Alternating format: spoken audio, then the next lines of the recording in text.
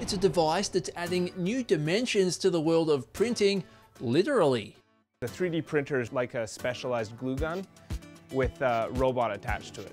So it's an automated device for creating objects. Originating in the 1970s, the technology has only recently become popular with the masses. It used to be, hundreds of thousands of dollars for this type of machine, and you would use it only in a corporate environment, whereas now we hear people building their own printer, or they can buy a printer like the one we have at a relatively affordable price. Copier Division Manager for Rocky Mountain Print Solutions, Stephen Wick, says the possibilities for what you can create are just about endless. People are making jewelry, people are fixing things, people are making commercial objects.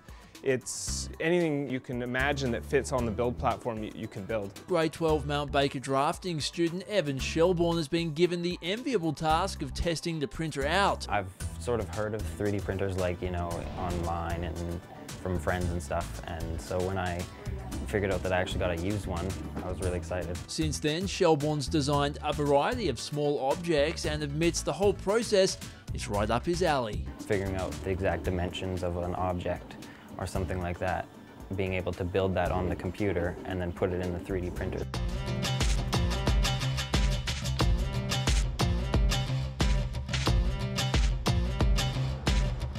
While they're still learning about their latest addition, Rocky Mountain Print Solutions hopes 3D printing will eventually allow them to connect with local customers in a very different way. If we can find partnerships with local businesses that use 3D printing in development of products, I think that would be a really great story for us and for the area. However, to do this, the current technology still needs some refining. One real limitation: speed. The longest print we've done is about 8 hours, but could go much longer depending on the level of detail.